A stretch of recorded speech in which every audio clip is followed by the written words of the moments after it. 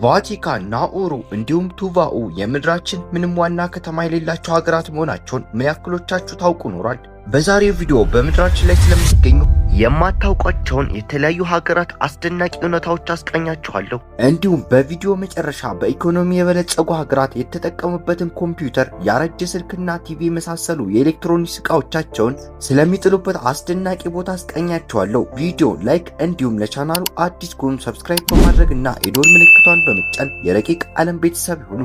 ሃይኛ የቡልጋሪያ ሰዎች ጭንቅላታቸውን ከላይ ወደ ታች መነቅነቃቸው አይ ማለት ሲሆን በተቃራኒው አዎ ለማለት ከግራ ወደ ቀኝ ወይም ወደ ጎን ይወዘውዛሉ። 19 ፓፑዋ ጊኒ እስከ ቅርብ ጊዜ ድረስ የባህር ዛጎሎችን ለመገበያያነት ትጠቀም ነበር። 18 በቺሊ አታካማ በረሃ ካላማ ሲቲ እስከ ዛሬ ዝናብ ዘንቦባት የሚያውቅ የምድራችን ብቸኛ ሀገር ነች። 17 እንደ ዓለም ምንም ወንዝ የሌለባቸው ሀገራት ሊቢያ እና ሳውዲ ሲሆኑ በተጨማሪም ሳውዲ ምንም ቤተክርስቲያን የሌለባት ቀዳሚ ሀገር ነች። 16 ሙናኮ 2 ኪሎ ሜትር ስኩዌር የምትሰፋ የምድራችን ትንሽ ሀገር ብትሆንም ነዋሪዎቿ በጣም ባለሀብትና በሌግዠሪ ላይፍ በመኖር ታዋቂ ሀገር ናት። 15 የኔዘርላንድ ወንዶች በአማካኝ 1.8 ሜትር በመርዘም እንደ ዓለም አንደኛ ደረጃ ላይ ትገኛለች።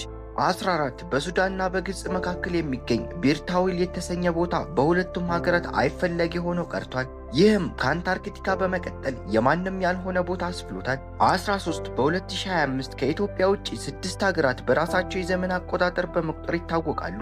ይኸውም ኮፕቲክ ካሌንደር ወይም ግብፃውያን 1741 ዓ.ም፣ እስራኤል 5786 ዓ.ም፣ የአረብ ሀገራት በሂጅራ ካሌንደር 1447 ዓመት፣ ህንድ በቪክራም ሳንቫት ካሌንደር 2082 ዓመት፣ ቻይና 2000 ዓመት በላይ በመቅደም በቻይኒስ ሉናር ካሌንደር 4723 ዓመት እንዲሁም ሰሜን ኮሪያ 114 ዓመተ ምህረት ላይ ትገኛለች። እነዚህ ሀገራት ይህን አቆጣጠራቸውን ለመንግስታዊ አስተዳደር በይፋ ባይጠቀሙበትም ለበዓላትና ለሃይማኖታዊ ጉዳዮች ብቻ ይጠቀሙበታል።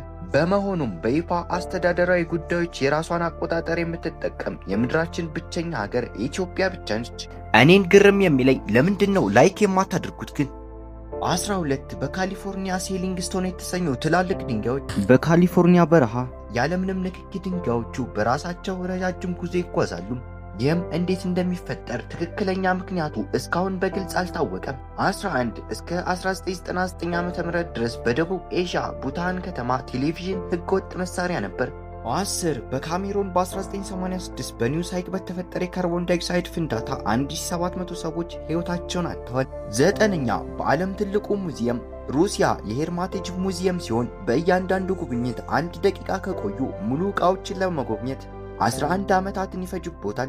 8ኛ 70% የሚሆኑት የምድራችን አሻንጉሊቶች በሀገረ ቻይና የተመረቱ ናቸው።